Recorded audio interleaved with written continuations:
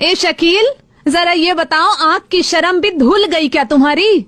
है बच्चे को 600 रुपए के कुर्ते में ईद की नमाज के लिए मस्जिद भेज दिया। 2 महीने पहले ईद की नमाज पढ़ के बच्चा मस्जिद से निकला, चंदा सा चेहरा, ऐसा कुर्ता। बच्चे से पूछा मैंने, कुर्ता कितने का है? कौन? 600 रुपए का कुर्ता पहना के बच्चे को नमाज पढ़ने भेज दिया। कौन बोल रहा है? 600 रुपए का कुर्ता पहना के ईद की नमाज तुमने पढ़वा दी। आप कौन है पहले ये तो बताइए आप। 600 रुपए का कुर्ता पहना के कर रहा हूँ। ये क्या ईद गए हो गए 2 महीने? मैंने अपने बेटे को 600 का बनाया, किसी का बनाया? आप कौन है? आप क्या? अरे छोड़ो तुम्हें, अरे तुम्हें इज्जत की इतनी, अरे खानदान की तो इज्जत की परवाह किया करो। ईद की नमाज के लिए बच्चे को 600 रुपए का कुर्ता क्यों पहनाया तुमने? एक कम से कम 25,000 का तो पहनवाते। अरे देखिए 25,000 का कुर्ता नहीं होगा तो क्या नमाज नहीं होगी? यही बात मैं समझाना चाह रहा हूँ आपको शकील साहब कि अगर 1.5 लाख रुपए का बकरा नहीं करेंगे तो क्या कुर्बानी नहीं होगी? हर साल आप 1.5 लाख रुपए का बकरा खरीदते हैं और इस बार भी आपकी कोशिश है, मुझे पता चला कि 1.5 लाख से कम का बकरा नहीं खरीदेंगे ताकि लोगों को पता चले कि 1.5 लाख रुपए का बकरा है। अब जिस तरह 600 रुपए के कुर्ते में नमाज हो जाती है, 8 से 10,000 रुपए के बकरे में भी कुर्बानी हो जाती है। मैं असल में कोई नहीं होता आपकी जिंदगी में दखल देने वाला, लेकिन ये मेरा फर्ज बन जाता है कि मैं अगर कहीं ना कहीं मुझे अगर लगता है कि मैं समझा सकता हूँ और किसी तरीके से, तो ये मैंने चाहा कि मैं आपको फोन करूँ। भाई साहब मुझे एक बात बताइए, मैं अकेला कोई हूँ? और भी बहुत से लोग हैं जो खरीदते हैं, न्यूज़पेपर में नाम आता है, सब कुछ आता है। तो ये बताइए, आप कुर्बानी न्यूज़पेपर में नाम लाने के लिए कर रहे थे? और मैं ये शुरुआत आपसे करना चाह रहा हूँ और इंशाल्लाह ये उम्मीद है कि आने वाले वक्त में सबके समझ में ये बात आएगी। पता नहीं लोग दिखावा करने के लिए क्यों ऐसा करते हैं कि 1.5 2 लाख रुपए के बकरे। आप जरा खुद सोचिए इस बात को कि 1.5 लाख के बकरे में भी कितना गोश्त होगा।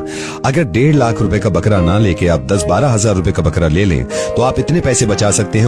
उस पैसों से गरीब लड़कियों को जिनको तालीम नहीं मिलती उनको तालीम दिला सकते हैं ताकि जिंदगी भर दुआएं मिले, या फिर पूरे साल उन बचे हुए पैसों से इतना गोश्त खरीद सकते हैं कि गरीबों को पूरे साल खिलाएं आप।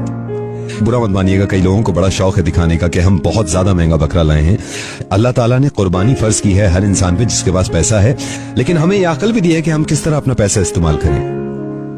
और मैं सभी से गुजारिश करूंगा, अगर आप भी सुन रहे हैं इस बात को, तो बहुत सारे लोग हैं जो जानबूझकर बकरे के पैसे बढ़ा के बताते हैं, 4 गुना बढ़ा के बताते हैं। प्लीज जितने का खरीदा हो इतने का बताया करें, क्योंकि हो सकता है कि किसी का कुर्बानी करने का इरादा हो और आपके रेट सुन के वो शायद हिम्मत ना करें कि नहीं इतनी महंगी कुर्बानी तो हम नहीं करेंगे। इस्लाम आसान है, इसको जितना हो सकता है आसान ही रहने दीजिए।